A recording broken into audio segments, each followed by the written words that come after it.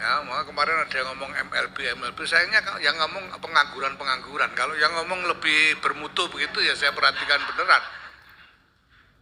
Saya silakan, kalau mau MLB silakan. Saya kan ngelamar pekerjaan biasa, orang ngelamar kerjaan diterima habis itu dipecat itu kan di mana-mana terjadi biasa. Kalau memang tidak tahan ya sudah ganti aja. Tapi kalau nggak mau MLB ya tunggu nanti muktamar, cari ketua umum yang lain kalau nggak tahan sama saya bilang begitu.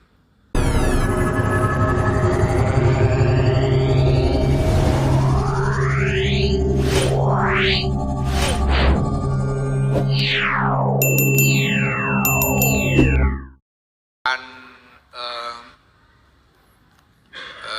atribut merupakan haknya para kiai-kiai. Ya.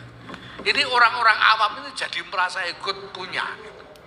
Wah, saya juga NU ini. Sehingga NU meluas secara sangat cepat sampai sekarang. Nah, karena melihat bahwa ini efektif, maka lalu di luar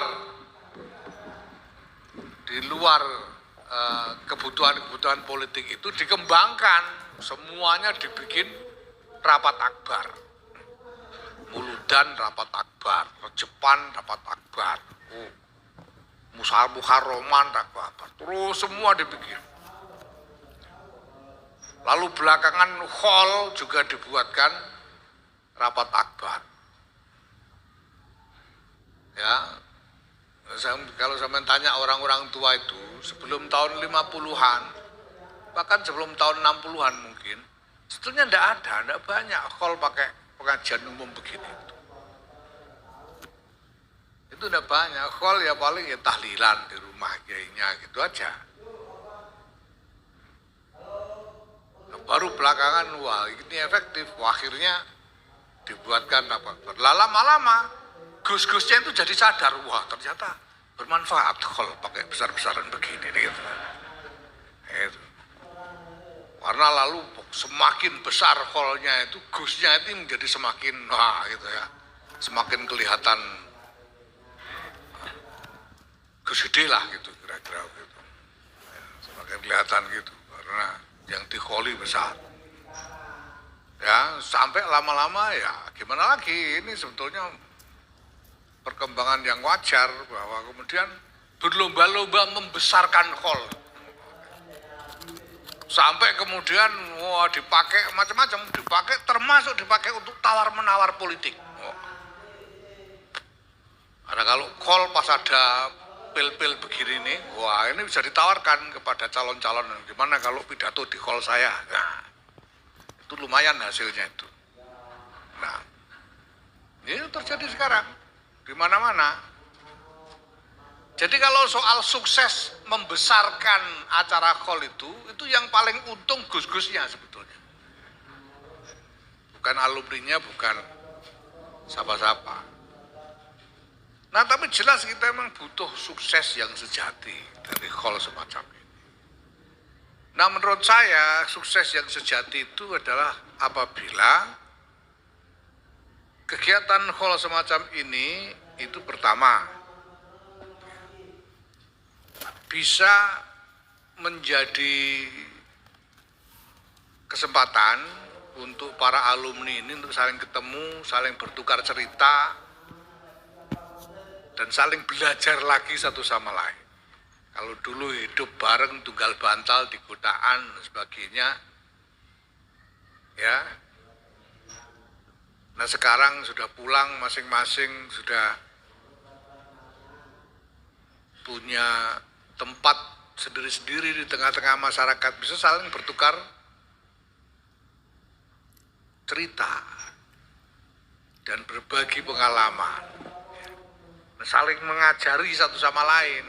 Kadang-kadang kan nasib orang ya kita tidak tahu. Ketok ning pondok biyen kalahan, saiki malah dadi luwih moncer timbang sing menangan gitu loh misalnya. Itu kan ada ya begitu itu. Nah dengan kesempatan itu, nah mungkin nanti bisa saling mempererat hubungan, bisa saling bantu. Kalau punya kepentingan apa, kira-kira temannya bisa bantu, bisa saling bantu, dan seterusnya. Itu menurut saya sukses yang menjadi kebutuhan alumni yang pertama. Nah, ada sukses lain yang lebih mendasar, lebih penting lagi sebetulnya, yaitu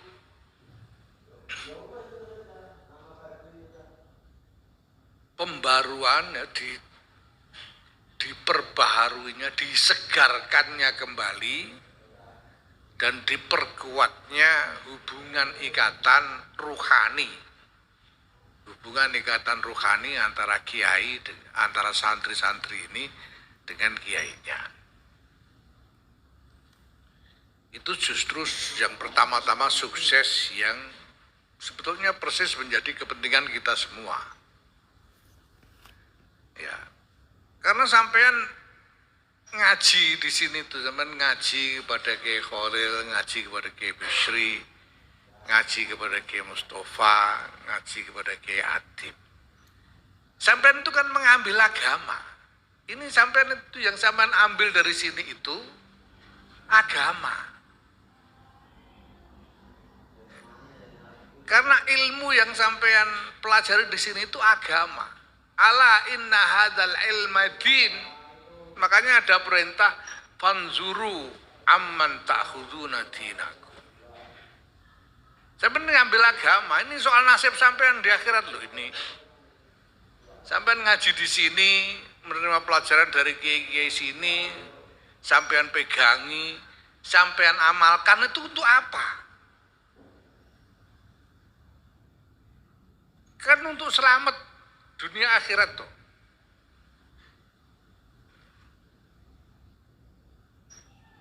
Nah, itu artinya ya sampean mempertaruhkan nasib dunia akhirat sampean kepada kiai-kiai tempat sampean belajar itu.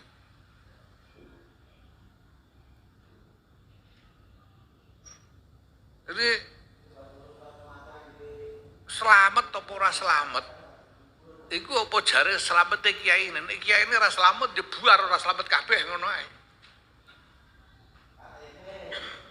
Nah, kita ngaji kepada kiai itu karena kita punya keyakinan bahwa kiai ini memang pembawa agama yang muktamad. Karena punya sanad yang muktamad dan punya asar yang muhakkak, yang nyata-nyata bisa dilihat bahwa beliau-beliau ini memang pembawa-pembawa agama yang bisa dijadikan sandaran, kan itu.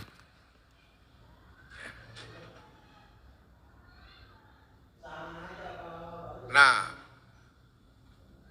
kesempatan call semacam ini ya sebetulnya sih sampean tidak datang juga, asalkan muadzobah misalnya hadiah Fatihah, tahlil itu secara rutin, jadi insya Allah bisa terus memperkuat itu.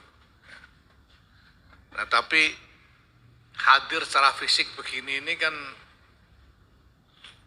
ini seperti menuntun hati untuk terus menyambungkan diri kepada masyayikh tempat kita ngaji. Ya, ini fungsinya kayak talafut biniyat itulah. Ya, sebetulnya enggak talafut juga, hasil aja niat itu, tapi untuk nuntun hati itu lalu talafut. Nah, para umum yang saya hormati, kita ini menghadapi memang keadaan masyarakat yang kompleks, yang semakin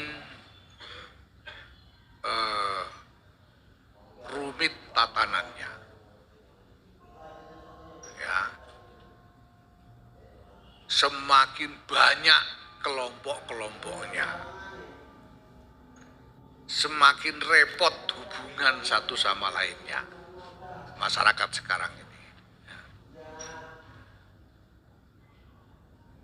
Itu kalau zaman tahun 70-an Kok sampai Kang Sakur berani-berani ikut Golkar, dikuaplai sama Abah itu mesti. Tapi saya kira Abah itu yang menyadari tahun 80-an itu masyarakat sudah lebih kompleks. Makanya dibiarkan aja. Paling-paling gremeng, mentolo temen, paling-paling gremeng gitu aja tapi dibiarkan. Nah sekarang apalagi, keadaan sudah begini. Dan siapapun yang masuk ke arena publik, arena tempat semua masyarakat bisa melihat, itu pasti tidak lepas dari pro kontra. Apalagi zaman sekarang ini ketika udah pertarungannya sampean ngeluh kalau saya ceritani. Pertarungannya memang rumit. Dia apa boleh buat. Ya. Kalau orang masuk dalam arena publik semacam itu, pasti dia akan menjadi sasaran pro kontra. Orang yang kepentingannya sama atau sesuai itu pasti memuji-muji. Orang yang merasa dirugikan, mencaci maki itu biasa. Apapun niat kita, ya. Maka ya tidak usah diambil hati kalau ada yang ikut-ikutan misu-misui saya misalnya gitu ya. Itu tidak usah. Memang begitu tuh masyarakat sekarang ini. Apa boleh buat? Arena publik itu gampangannya panggonan gelut lah. Makanya saya bilang sama ibu juga ketika ibu ngeluh iki piye gitu saya bilang. Ya saya bilang sama ibu pun anjenengan betul saya melok ndelok saya bilang gitu. Pancen niki panggonane gelut nih. Nggih nasibe jenengan duwe anak tukang gelut kabeh ngeten niki. Saya bilang gitu. Jenengan ndongakno mawon mboten usah ndelok gelute. Lah iya kok mentolo temenan empun nah niku isine donya. Jenengan kan ndelok niku kakean mangkel karo wong, karo kakean mangkel karo wong niku marai abri-abri donga saya bilang. Saya bilang gitu. Lah anu di-share ning grup. Terus rasa melok grup dal mawon lah. Lagu grup grup sekolahan biyen grup apa mawon medal ampun men melok grup. Lah aku admine jadi repot itu. Repot ini. Ya gimana lagi begini. Ya saya bisa memahami ibu ya mesti ikut deg-degan jadi anaknya dipisui mesti melu mangkel dan sebagainya gitu. Tapi mangkel itu percuma. Saya sendiri sudah ya paling enggak nyaris enggak bisa mangkel sudah gitu. Karena percuma dimangkeli apa-apa gitu loh, anane ngono. Pertama, yang kedua itu orang yang misu-misu itu karena kepentingannya sedang tidak sesuai. Nanti kalau pas kepentingannya sesuai, balik dia jadi memuji-muji gitu. Itu begitu dunia ini sekarang ini, jangan kaget dan tidak usah diambil hati. Saya sudah menyadari ini sejak awal ketika saya akhirnya, jadi saya sebelum nyalon ketua umum saya pamit sama Lek Muslik kula ajeng maju calon ketua umum Lek. Lah niatmu apa? Lek Muslik. Iki kula niati nglamar pendamelan. Niati nglamar pendamelan nggih kula jelasno kok kali cabang-cabang pekerjaannya ini. Jadi saya maju jadi ketua umum PBNU itu jadi calon ketua umum itu saya bilang ke cabang-cabang saya ngelamar kalau boleh sampean mau terima saya ngelamar jadi ketua umum untuk mengerjakan pekerjaan ini saya sebutkan pekerjaannya. Kang Sakur ingat itu kan saya pernah datang dia waktu saya kampanye ketua umum itu dulu. Saya jelaskan saya ngelamar pekerjaannya ini sudah saya sampaikan dan saya sudah kasih disclaimer, saya kasih peringatan awal. Nah nanti kalau sampean milih saya dan saya jadi ketua umum beneran cabang-cabang ini cabang-cabang ini nanti akan tambah capek, tambah pusing. Saya bilang gitu. Sebelum muktamar udah saya bilang gitu, iya kan? Saya udah bilang gitu. Kalau sampean pilih saya dan saya jadi ketua umum beneran, itu nanti cabang-cabang akan lebih capek, akan tambah capek, tambah pusing. Ya, makanya sekarang kalau ada cabang ngeluh, gimana ini sekarang kok? Jadi pengurus NU repot, banyak urusannya begini begitu ya. Saya coba bilang rasakan akibatnya, saya bilang gitu. Udah saya kasih tahu sejak awal kok salahnya sendiri. Nah kalau sampean dulu muktamar ndak ikut milih saya bilang ya nasib sampean sudah ikut kena akibatnya. Nah begitu saya tamar, saya terpilih, saya matur lagi ke Lekmo, saya bilang, Lek, kula pamit ajeng ndablek 5 tahun, saya bilang. Saya pamit ke Lekmo, saya mau ndablek 5 tahun. Ndablek itu artinya pokoknya saya kerjakan ini. Orang mau bagaimana aja saya tidak peduli.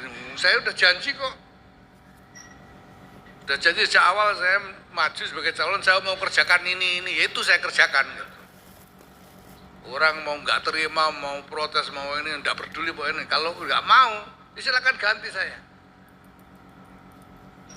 Ya, maka kemarin ada yang ngomong MLB, sayangnya yang ngomong pengangguran. Kalau yang ngomong lebih bermutu begitu ya saya perhatikan beneran.